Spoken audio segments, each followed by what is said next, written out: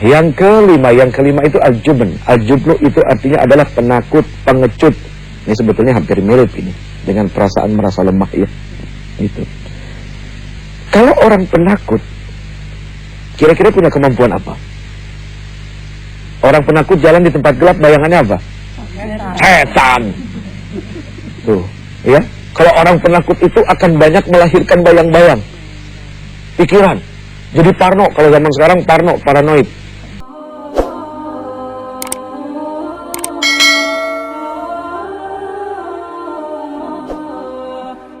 Ada 8 bencana batin. Yang pertama itu adalah al-hammu. Al-hammu itu artinya banyak angan-angan. Apa persamaan banyak angan-angan? Terlalu banyak keinginan, terlalu banyak kepengen. Pergi jalan ke pasar, jalan ke mall. Kalau kita banyak keinginan, kira-kira bakal banyak mampir nggak? Bakal banyak mampir. Kalau bisa beli, kalau nggak bisa beli, bakal sakit hati. Pusing timbulnya adalah iri kepada siapa? Orang yang mampu beli. Bukan berarti Islam melarang kita tidak kita punya keinginan, boleh. Tapi yang dilarang itu adalah banyak keinginan. Bukan juga berarti anak-anak itu kan biasanya harus bercita-cita tinggi. Ya kan, pengen jadi pilot. Nah, kalau memang cita-citanya pengen jadi pilot, berarti tanggung jawab orang tuanya dari kecil udah dipinterin tuh apa-apa kebutuhan kalau dia pengen jadi pilot. Matanya dijaga, giginya dijaga. Iya kan? Terus tingginya, olahraganya, kesehatannya. Kalau punya keinginan yang tinggi itu kan harus ditopang dengan kemampuan seperti itu. Jangan banyak keinginan tapi tidak punya kemampuan. Nah, ini yang berbahaya. Nah, kata Rasul, nomor 1 bencana batin itu adalah apa? Ketika orang punya hammun, punya banyak keinginan, tapi tidak punya kemampuan. Yang kedua adalah al-huznu. Banyak sedih melulu. Itu ya. Padahal tidak jelas ini hidup mau apa, tapi sedih aja hawanya. Gelisah, gundah. Padahal sifat orang-orang yang beriman itu selalu merasa bahagia. Harusnya. Kenapa dia merasa bahagia? Biarpun ada kesulitan yang dahsyat di dalam dunia ini, tidak akan pernah menjadikan dia sedih, karena dia tahu bahwa tujuan Allah Subhanahu wa ta'ala menguji itu adalah untuk naik tingkat.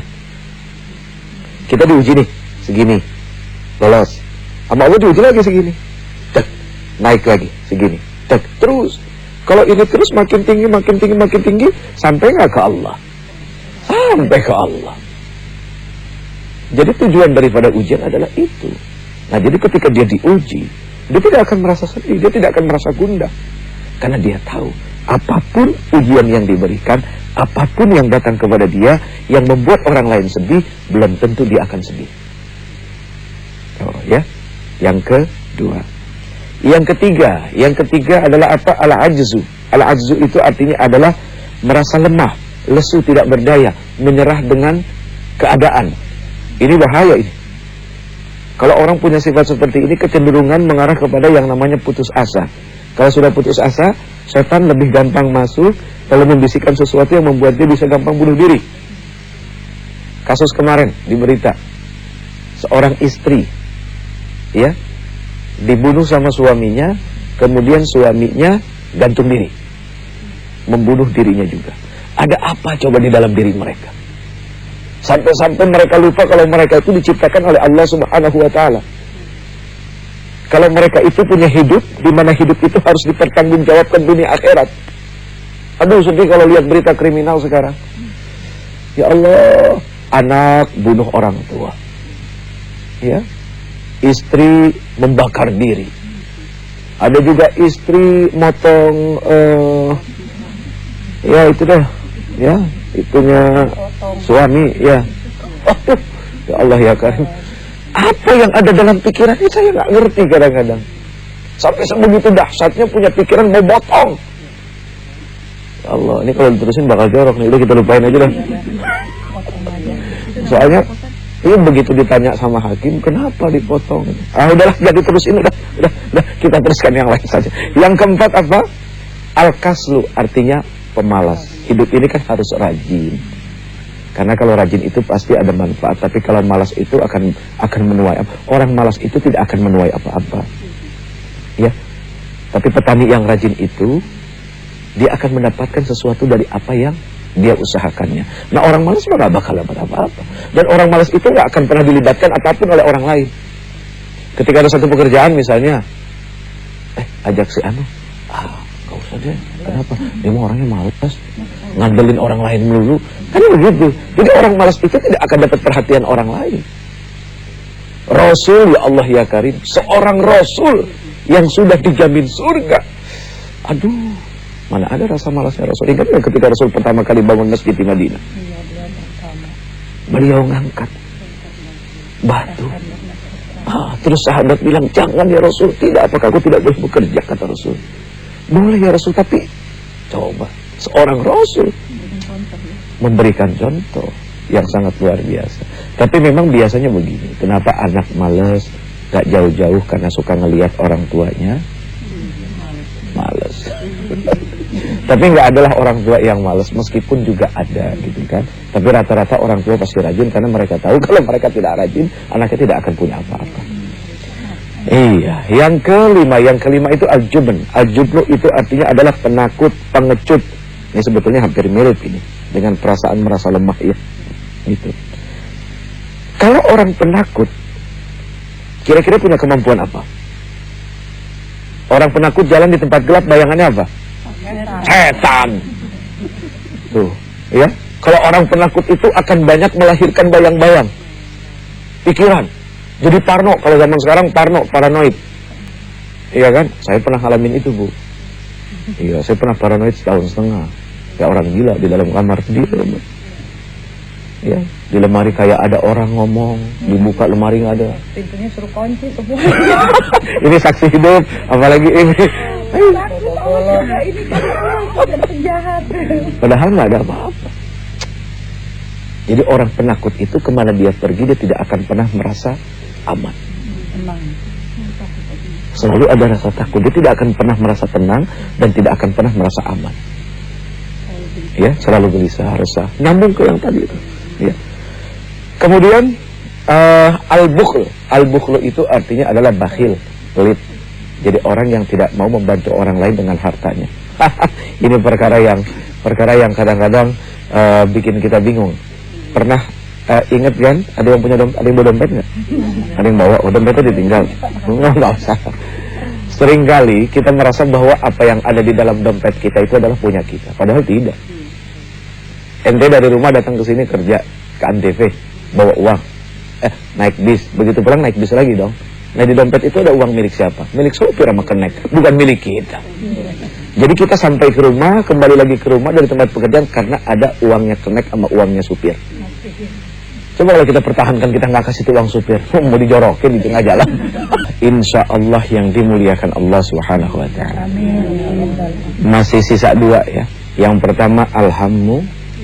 Kemudian yang kedua al-hazan, yang ketiga al-ajz, yang keempat al-kasal, kemudian yang kelima al-jubn, kemudian yang keenam al-bukhli, yaitu orang yang pelit. Yang ketujuh adalah ghalabatud dain. Ghalabatud dain di sini artinya adalah kebanyakan hutang. Tuh, kebanyakan hutang. Saya juga lagi ngerasain nih, pusing banget kebanyakan hutangnya. Bukan tidak boleh, emang enggak, karena Rasul saja pernah berhutang gitu kan. Tapi ya sudah pasti kata Rasul, kalau kita pengen mudah, begitu berhutang niatnya adalah pengen bayar. Jadi kalau batu den itu bikin mumet, bikin pusing. Yang terakhir adalah waqahfir rijal, artinya adalah di bawah penindasan. Ya, dijajah. Orang paling tidak senang dijajah karena terampas hak daripada kemerdekaannya. Saya ingin bertanya, kalau kita masalah bicara bencana batin itu subhanallah ya. Ya Allah, saya ingat hadis Rasulullah yang mengatakan kalau tidak salah, alamatus syaqawati arba'atun nisyanuz dzunubil madiyah wa hiya 'indallahil mahfuzah wa dzikrul hasanatil madilah wa la yaddu uqbalat amruddat wa dzikrul hasanati ila man fawqahu fid dunya wa ila man dunuhu fid din. Ya, kalau nggak salah artinya tanda-tanda kecelakaan itu ada 4. Yang pertama, dia tidak mengingat dosa-dosa yang lalu, padahal dosa tersebut tersimpan baik di sisi Allah Subhanahu wa Ta'ala. Yang kedua, dia menjemput-jemput selalu kebaikannya. Itu masjid punya saya yang bikin, itu anak yatim saya yang kasih makan. Kalau salah yang ketiga yaitu ya Allah ya Rabb, merasa masalah agama dia tuh paling hebat. Yang keempat kalau nggak salah, kalau masalah dunia itu orang lain lebih lebih unggul, dia lebih kaya, dia lebih segala-galanya. Sedangkan merasa diri dia tuh memang selalu kurang dan kurang. Masalah realisasi dari tadi pembahasan Uje yang mengatakan yaitu 8 penyakit batin. Apakah dengan tadi yang hadis Rasulullah mengatakan ada tanda-tanda kecelakaannya ada 4, apakah ini juga termasuk Uje masalah penyakit hati atau batin kita sebagai manusia? Saya mohon dengan sangat kepada Uje dan bisa menjelaskan kepada kami. Terima kasih. Wassalamualaikum warahmatullahi wabarakatuh. Assalamualaikum. Sedikit dikoreksi boleh ya? Alamatus saqawah arba'atun. Tanda celaka itu ada 4. Yang pertama nisyanut junubil madiyah wa hiya 'indallahi mahfuzah. Orang yang lupa kalau dirinya punya dosa, padahal semua dicatat dengan rapi oleh Allah Subhanahu wa Ta'ala tanpa ditambah atau dikurangi. Kalau kita bikin dosa kepada Allah 1, maka ditulis 1, tidak akan pernah jadi 2. Yang kedua, wa dzikrul hasanatil madiyah wa la yadri akubilat amruddat. Jadi orang yang suka mengingat-ingat kebaikan yang telah dilakukannya di masa lalu, padahal belum tentu kebaikannya itu diterima oleh Allah Subhanahu wa Ta'ala. Jadi prinsip kata Rasul adalah apa? Lupakan kebaikan yang pernah kita lakukan kepada orang, tapi jangan pernah lupa kebaikan yang orang lakukan kepada kita. Jadi kalau kita punya kebaikan sama orang, lupain. Tapi kebaikan orang kepada kita jangan pernah dilupain. Ya. Terus yang ketiga, wan nazaru ila man fawqa fid dunya. Orang suka ngelihat ke atas dalam urusan dunia. Yang terakhir, wan nazaru ila man dunahu fid din. Orang yang suka melihat ke bawah dalam urusan agama. Maksudnya apa? Selalu merasa, udahlah begini aja. Ya kan, begitu disuruh sholat, mendingan gua daripada dia nggak pernah sholat sama sekali. Jadi ngukurnya begitu. Ya, na'udzubillah min dzalik. Baik, kita berharap kepada Allah mudah-mudahan jangan sampai satu pun ada di dalam diri kita, apalagi ditambah lengkap tadi yang 4 ya. Allah ya Rabbana ya Azim ya Karim ya Rabbal Alamin. Allahumma inna na'udzubika min azabi jahannam wa min azabil qabri wa min syarri fitnatil mahya wal mamat. Allahumma inna na'udzubika minal hammi wal hazan wa minal ajzi wal kasal wa minal jubni wal bukhra wa minal ghalabati ad-dain wa qahri rijal. Ya Allah, selamatkan hati kami karena hati kami yang akan kembali kepada Engkau. Engkau yang punya selamat, Engkau yang punya segala-galanya. Kami enggak punya apa-apa ya Allah. Rabbana atina fid dunya hasanah wa fil akhirati hasanah wa qina adzabannar. Sallallahu ala khairi khalqihi Muhammad wa ala alihi wa sahbihi wasallam. Subhana rabbika rabbil izzati amma yasifun. Salamun alal mursalin walhamdulillahi rabbil alamin. Mohon maaf lahir batin atas segala kekurangan dan kekhilafan.